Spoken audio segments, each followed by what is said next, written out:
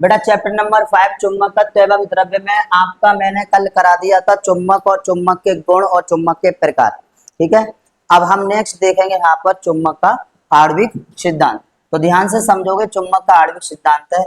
और देखिए मैं आपको एक रियल बात बता दूं कि जो बच्चा चुंबक का आणविक सिद्धांत नहीं समझा, समझो उसे चुंबक के चैप्टर में या चुंबक से रिलेटेड कुछ भी नहीं समझ में आया, क्योंकि चुंबक का आणविक सिद्धांत ही आपका चुंबक से रिलेटेड ऐसा टॉपिक है कि ये समझना बहुत जरूरी है।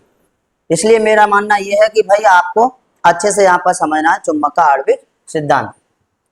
ओके, और पूरे चैप्टर में ये तो बहुत ही जरूरी है समझना, क्योंकि इसी के माध्यम से आगे की हम स्टडी करेंगे। ओके, तो ध्यान से समझेंगे चुंबक का आणविक सिद्धांत क्या है। चुंबक का आणविक सिद्धांत के 3 पॉइंट हैं। चुंबक के आणविक सिद्धांत के 3 पॉइंट हैं। सबसे पहला पॉइंट, तो ध्यान से सुनोगे, सबसे पहला पॉइंट है चुंबक के प्रत्येक भाग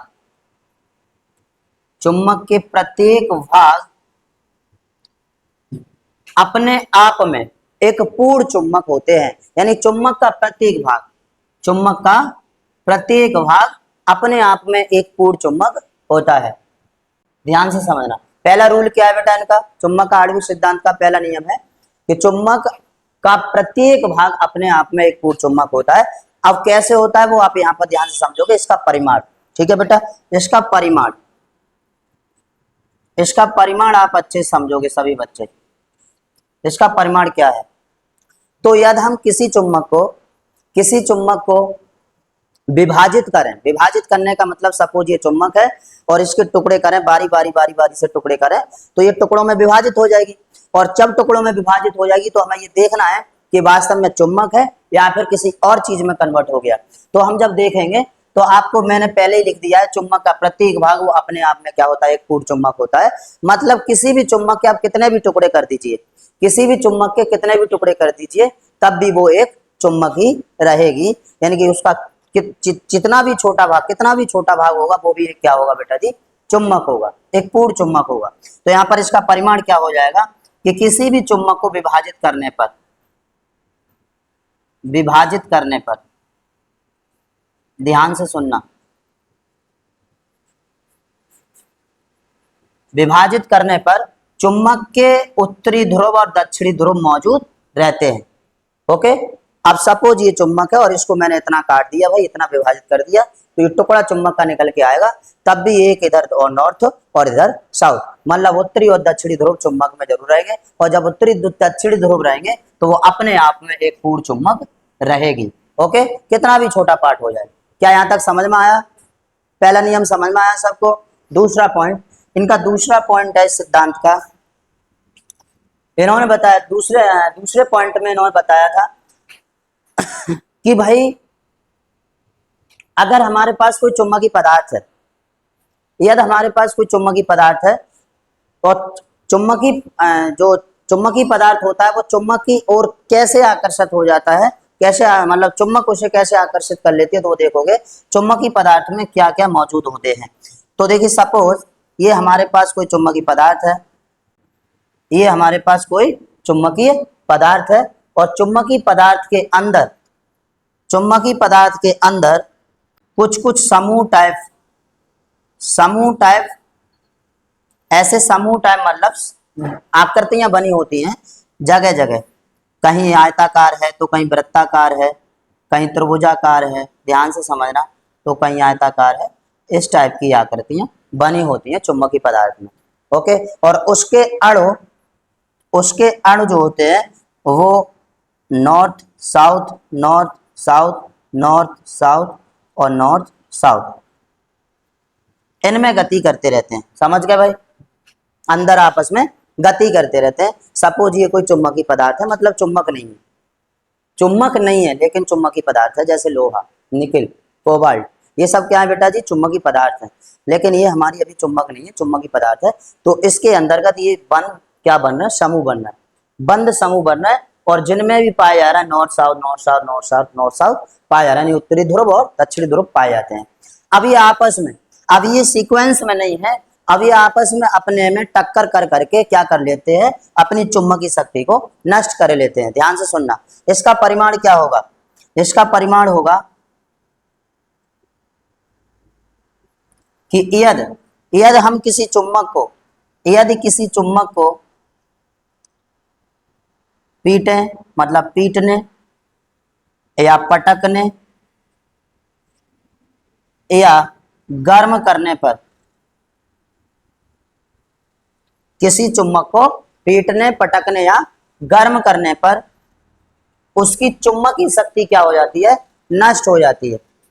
उसकी करने पर चुंबकत्व बोलेंगे डायरेक्टली, चुंबकत्व नष्ट हो जाता है।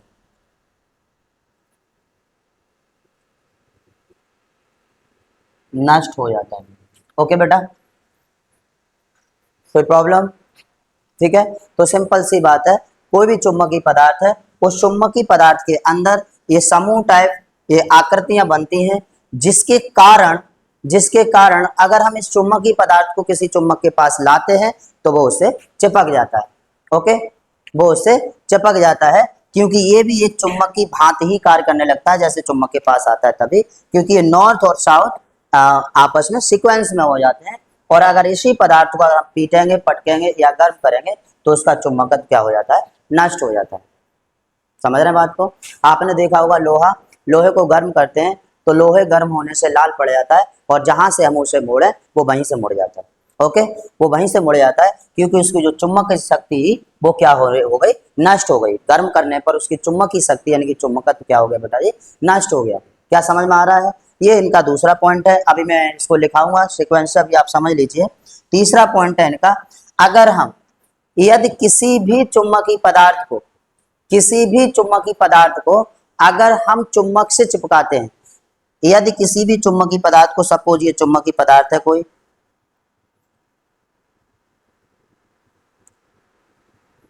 ये कोई चुंबकीय पदार्थ है और ये सपोज कर लेते हैं चुंबक है, ये सपोज कर लेते हैं चुंबक है, यानी कि ये मैग्नेट और बेटा ये कोई चुंबकीय पदार्थ है।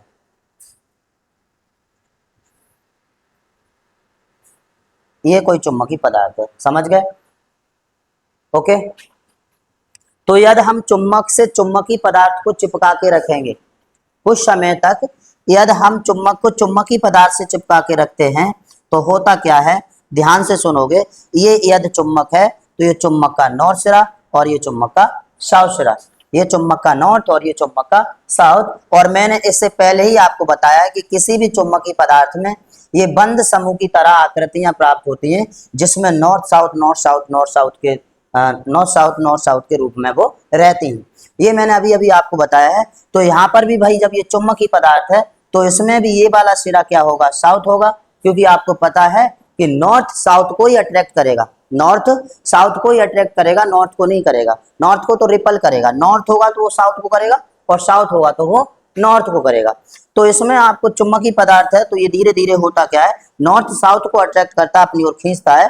तो इधर ये जो साउथ वाला सिरा है वो इसकी ओर, और इसके अंदर जितने भी बंद एनावल बनते हैं, बंद आकृतियां बनती हैं, वो एक सीक्वेंस में आ जाती हैं। ध्यान से सुनना भाई, एक सीक्वेंस में आ जाती हैं, यानी कि ये समांतर क्रम में आ जाते हैं। जिससे होता क्या है, इससे चुंबक से चुंबकीय पदार्थ चिपके मतलब कुछ समय तक चिपके रहता है, जिससे ये भी एक समय पर क्या बन जाता है भाई, चुंबक बन जाता है। क्या बन जाता है बेटा जी, चुंबक बन जाता है। क्यों? क्योंकि इसका मैं आपको परिमाण बताऊंगा। इसका परिमाण क्यों, इसका परिमाण क्या है, तो इसका परिमाण है चुंबकीय प्रेरण। चुंबकीय प्रेरण समझ में आ रहा है? चुंबकीय प्रेरण। तो चुंबकीय प्रेरण के कारण यदि किसी चुंबक से चुंबकीय पदार्थ कुछ समय तक चिपका रहे तो वो भी एक समय चुंबक में बदल जाता है। कोई problem?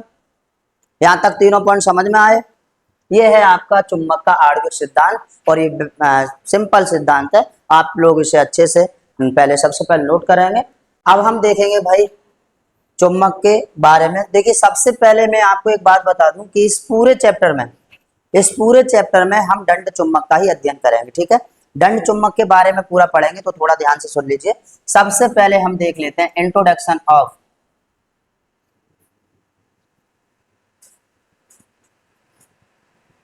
Bar magnet. Introduction of bar magnet यानी कि दंड चुम्बक का परिचय। किसका परिचय देखेंगे भाई? दंड चुम्बक का परिचय।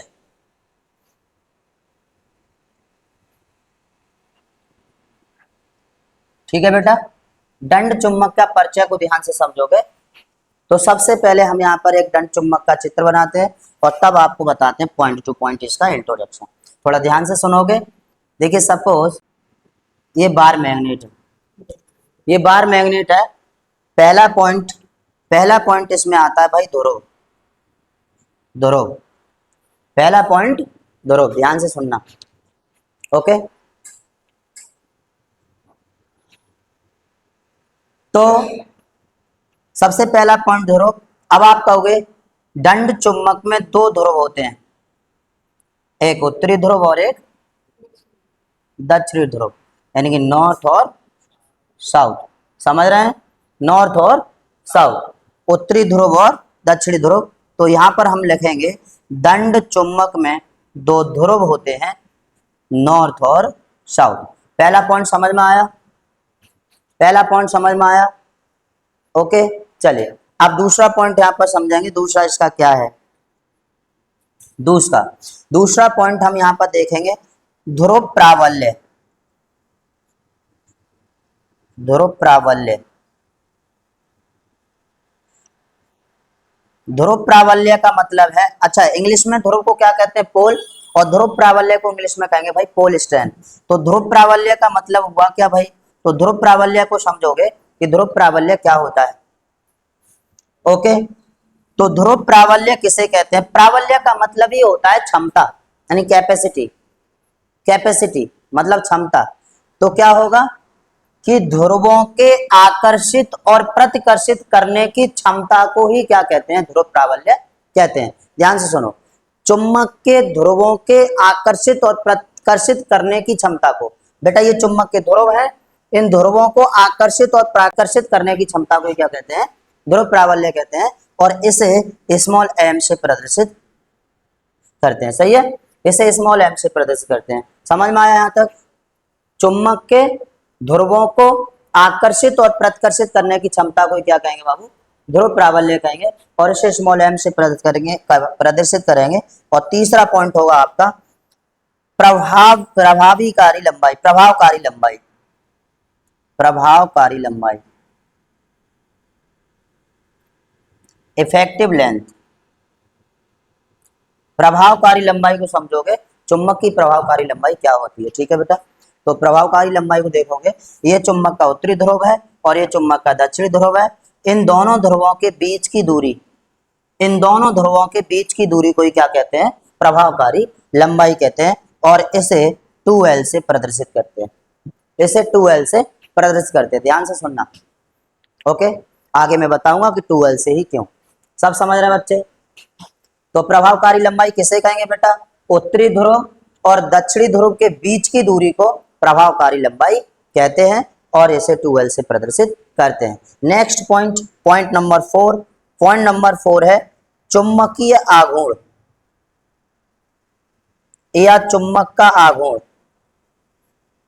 कैसे भी करके आप बोल सकते हो।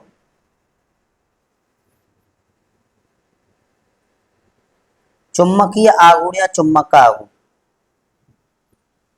तो सबसे पहली बात, चुम्बक के आघूर्ण को हम कैपिटल एम से प्रदर्शित करते हैं और कैपिटल एम बराबर होता है स्मॉल एम इंटू 2L।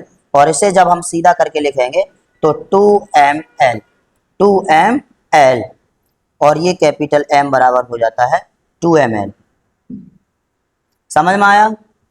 परिभाषा क्या होगी चुम्बकीय आघूर्ण की? तो चुम्बकीय आघूर्ण की परिभाषा क्या होती है?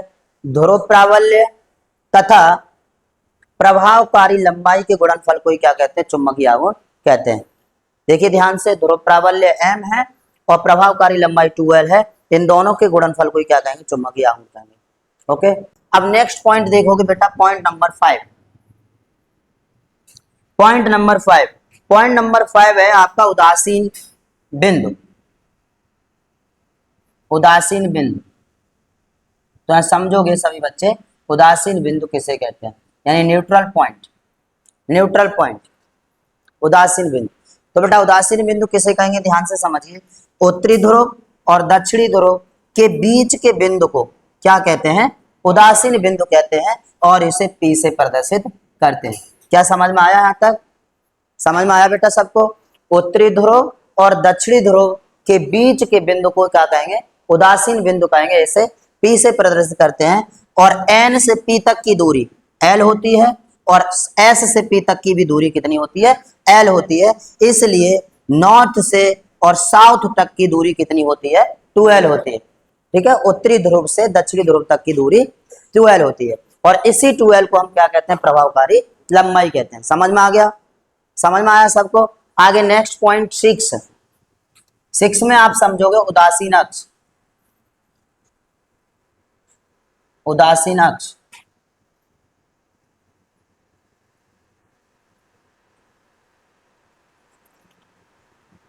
तो देखोगे उदासीन अक्ष क्या है बेटा, उदासीन अक्ष को आप समझोगे। उदासीन अक्ष किसे कहते हैं?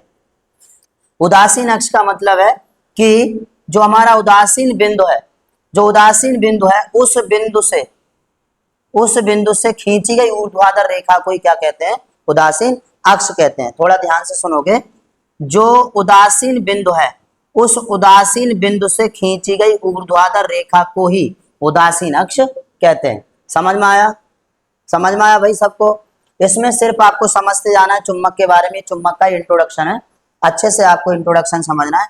नेक्स्ट पॉइंट नंबर 7, और पॉइंट नंबर 7 पर हम देखेंगे चुंबकीय अक्ष। चुंबकीय अक्ष या चुंबक का अक्ष एक ही बात है, चुंबकीय अक्ष या चुंबक का अक्ष। बेटा चुंबक का अक्ष क्या होगा, उत्तरी ध्रुव और दक्षिणी ध्रुव से खींची गई सीधी रेखा को, ध्यान से सुनना, उत्तरी ध्रुव और दक्षिणी ध्रुव से खींची गई सीधी रेखा को क्या कहते हैं, चुंबकीय अक्ष कहते हैं। समझ में आ रहा है सबको, समझ में आ रहा है बेटा? नेक्स्ट देखेंगे पॉइंट नंबर 8, और पॉइंट नंबर 8 में हम समझेंगे चुंबकीय यामोत्तर। चुंबकीय यामोत्तर